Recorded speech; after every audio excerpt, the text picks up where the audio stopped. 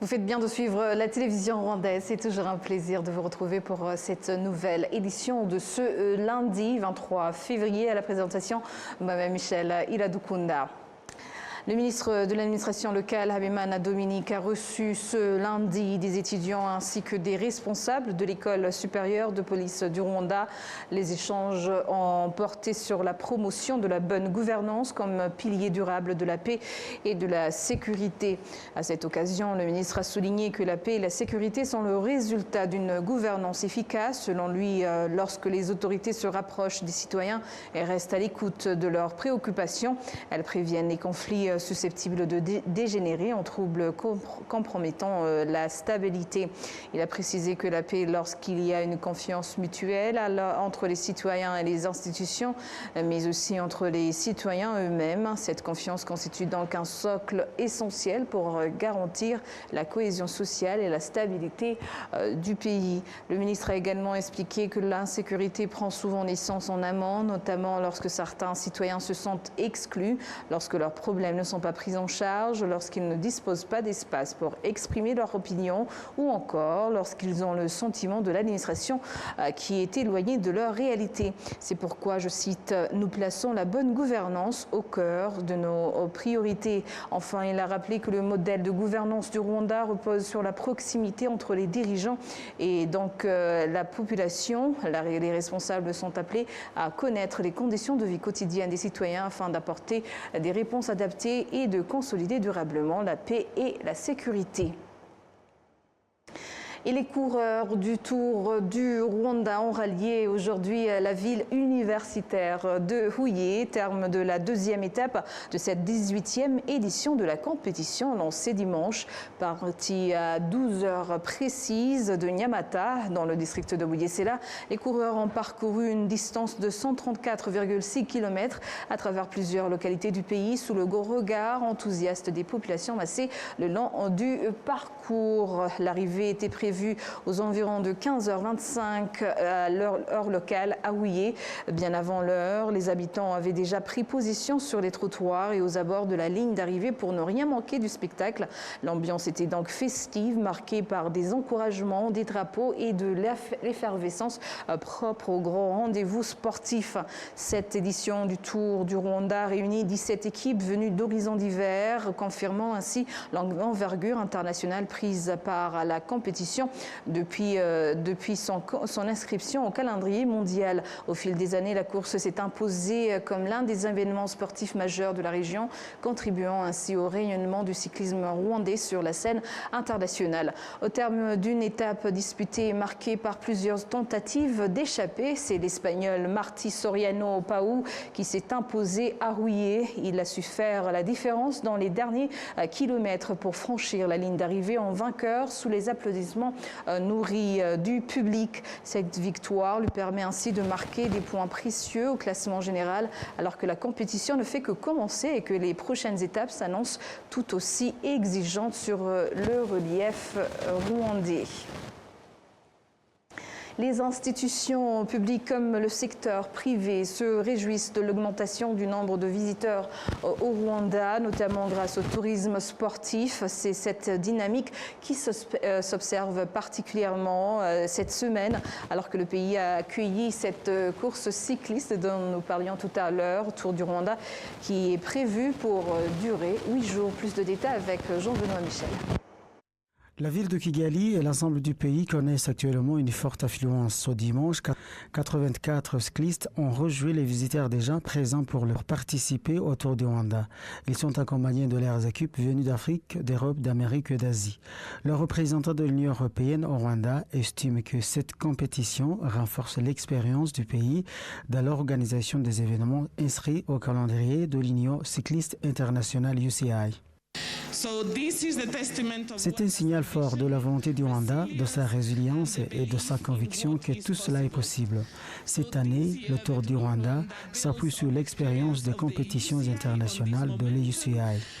C'est aussi une célébration des paysages remarquables du pays, de la détermination des athlètes et du pouvoir du sport à rassembler les personnes venues de différents pays et de continents. Du côté de prestataires de services, l'événement représente une opportunité de valoriser l'image du pays à travers un accueil de qualité. Notre priorité, c'est l'image du pays à travers le café. Nous sommes fiers lorsque les visiteurs viennent déguster notre café, l'apprécier et laissent des revenus. L'expérience positive qu'ils vivent ici les incite à penser à nous et à revenir. Nous proposons des services d'hébergement et de tourisme. Ces derniers jours, nous accueillons de nombreux clients pour le repas, le boisson et l'hébergement, avec des prestations de niveau international. Les clients viennent nombreux pour effectuer des opérations d'échange. Après les compétitions à fait de journée, on observe une augmentation significative de la clientèle. C'est vraiment encourageant.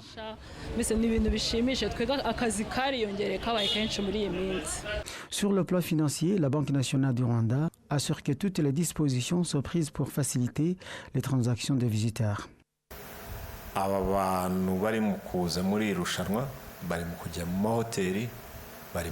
Les visiteurs utilisent les hôtels, les véhicules et divers services grâce aux investissements réalisés dans notre secteur financier. Les paiements par Visa et Mastercard sont acceptés dans les restaurants, hôtels et autres services. En plus des cartes, il existe des solutions de paiement numériques et fintech, ce qui illustre le niveau de développement atteint pour faciliter les voyageurs internationaux.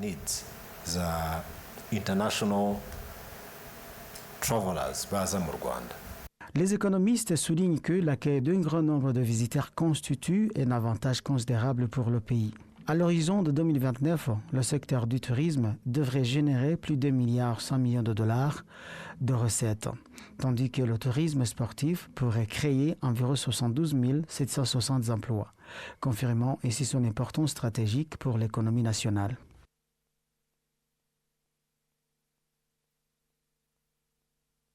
Particulièrement dans le district de Musanze, une vaste opération de destruction des boissons alcoolisées artisanales ne répondant pas aux normes de qualité est en cours dans les secteurs de Motsi et Muko.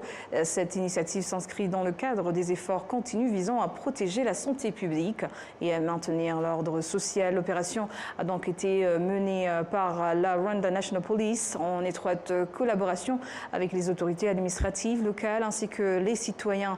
Les descentes et les saisies ont permis donc d'identifier plusieurs lieux de fabrication et de distribution clandestins où ces boissons ont été produites dans des conditions ne respectant pas les normes sanitaires et les réglementations en vigueur. Les habitants ayant consommé ces boissons témoignent donc des conséquences graves sur la santé, évoquant notamment des troubles physiques, des pertes de conscience et des comportements incontrôlés. Au-delà des effets sanitaires, ces produits sont également pointés du doigt pour leur impact social. Ils seraient à l'origine de nombreuses disputes familiales, de violences domestiques et de perturbations de la cohésion communautaire. Face à cette situation, la population a été appelée au renforcement des contrôles et des mesures répressives contre les producteurs et distributeurs de ces boissons illicites.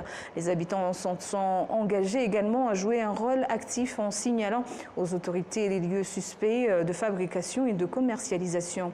Selon les chiffres disponibles, plus de 34 000 litres de boissons alcoolisées artisanales non conformes ont déjà été détruits dans le district de Musanze à l'échelle de toute la province du Nord. Ce sont plus de 60 000 litres qui ont été saisis et éliminés. Les propriétaires et responsables de ces activités illégales ont été arrêtés et présentés devant les instances judiciaires compétentes. Les autorités ont donc rappelé que cette campagne s'inscrit dans une stratégie globale de prévention et de protection des citoyens et invite ainsi la population à continuer à collaborer activement pour éradiquer définitivement ce phénomène. Et alors que la situation sécuritaire se détériore dans la région des Grands Lacs, la commissaire européenne chargée de la gestion des crises, Adja Labib, a effectué une mission diplomatique et humanitaire dans la région. Plus de détails avec Jean-Benoît Michel. Nous allons peut-être y revenir. Revenons à présent sur les habitants du district de Nyamagabe, en particulier ceux de cette zone qui ont été passionnés, qui sont des producteurs et des gens de la communauté, des commerçants. Ils souhaitent aujourd'hui, les supporters du club Amagaju ont demandé la réhabilitation du stade de Niagiseyi, qui constituait un important espace de loisirs et accueillait des rencontres de leur équipe face aux autres formations. Les commerçants de cette ville ont affirmé également avoir subi des pertes depuis la fermeture de ce stade. À l'entrée du stade de Niagiseyi, situé au centre-ville de Nyamagabe, le constat est donc frappant. L'enceinte est envahie par les eaux de pluie. Les habitants ont rappelé les autorités locales qui leur avaient promis sa rénovation. Pourtant, 2 ans plus tard, aucun chantier n'a encore été lancé. Une situation qui suscite incompréhension et frustration, particulièrement chez le supporter d'Amagaju FC. Les commerçants ne cachent pas donc leur inquiétude. Selon eux, la fermeture de ce stade a entraîné une baisse significative de leur chiffre d'affaires, notamment lors des matchs opposant Amagaju à des équipes de Ronan qui attiraient de nombreux visiteurs dans le district. Le vice-maire du district de Nyamagabe, chargé du développement économique, Abimana Tade, a appelé la population à la patience. Il a expliqué que le retard dans la mise en œuvre du projet est dû à des contraintes, selon eux, importantes, budgétaires, tout en reconnaissant l'importance de cette infrastructure pour la région. Lors de la 20e édition du dialogue national, Moussa Chilano, le secrétaire d'État au ministère des Sports, Louis Gongarambe, avait indiqué que l'accent sera mis cette année sur le développement d'infrastructures sportives accessibles à tous les citoyens. Une fois réhabilité, le stade de Niagiseyi devrait voir sa capacité passer de 6 000 à 10 000 places. Le projet prévoit notamment l'installation d'une pelouse synthétique. Des travaux seront réalisés en 3 phases et le coût total est estimé à plus de 3 milliards de francs rwandais. Et à présent, parlons à présent de tout ce qui est en rapport avec l'environnement.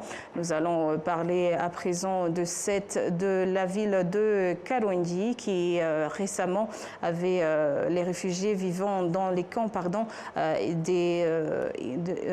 les camps ont affirmé que l'appui du gouvernement dans l'accès à des sources d'énergie alternatives au bois de chauffage, notamment le gaz de cuisson, a été donc considérablement réduit. À présent, autrefois, pour chercher du bois, c'était plus facile, mais selon eux, cette initiative a non seulement amélioré leurs conditions de vie, mais elle leur a permis aussi de contribuer activement à la protection de l'environnement à l'intérieur des camps et dans leur environ. Au camp de Mahama, situé dans la province de l'Est, ainsi que dans les autres camps du pays, les réfugiés ont souligné que l'accès au bois et à plusieurs sites de chauffage est, selon eux, plus facile.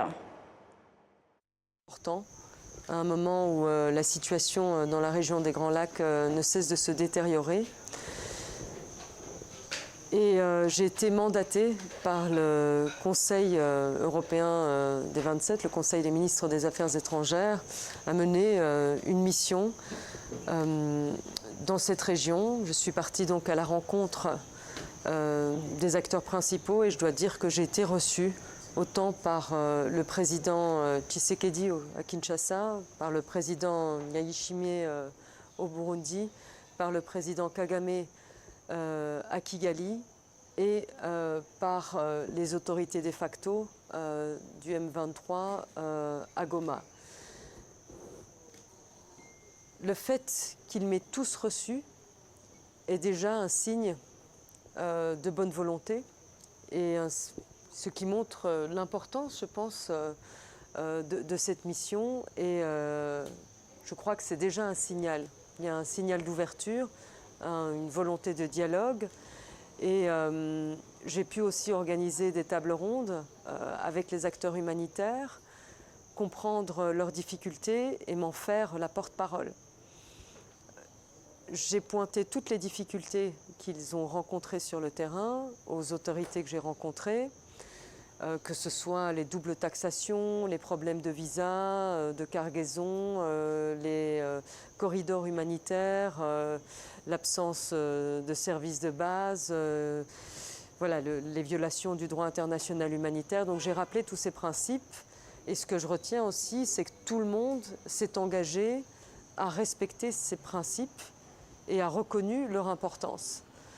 Il y a déjà des promesses qui ont été faites. Là, je reviens de Goma, des troupes militaires des FARDC qui étaient tenues aussi à Goma ont été libérées, ainsi que des épouses qui accompagnaient des groupes militaires. Donc, c'est un signe de volonté aussi d'aller de l'avant vers un dialogue, vers une paix, vers un cessez-le-feu. On a évidemment évoqué les différents processus en cours, que ce soit celui de Washington et celui de Doha. Bien que ma mission est purement humanitaire, nous avons tous reconnu que la seule façon d'arriver à une paix durable, c'est d'avoir un processus intercommunautaire, un dialogue, avec tout le monde à table et une mise en œuvre des cessez-le-feu, parce qu'il y a eu énormément de cessez-le-feu, encore il y a quelques jours décrétés par l'Angola, mais c'est la mise en œuvre et le respect par toutes les parties de ce cessez-le-feu qui fait défaut.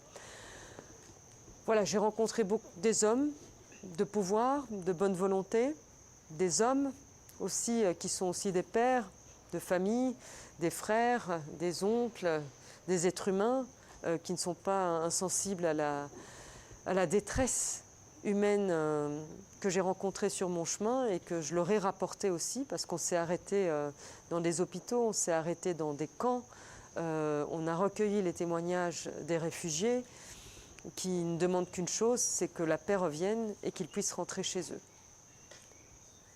Voilà pour le décor global. Et vous suiviez là donc Adja Labib. Elle a effectué une mission diplomatique et humanitaire dans la région. C'est la commissaire européenne chargée de la gestion des crises. Et c'est sur ces images que nous clôturons cette grande édition au nom de toute l'équipe qui a contribué à sa réalisation. Je vous remercie. Bonne poursuite des programmes de la télévision rwandaise.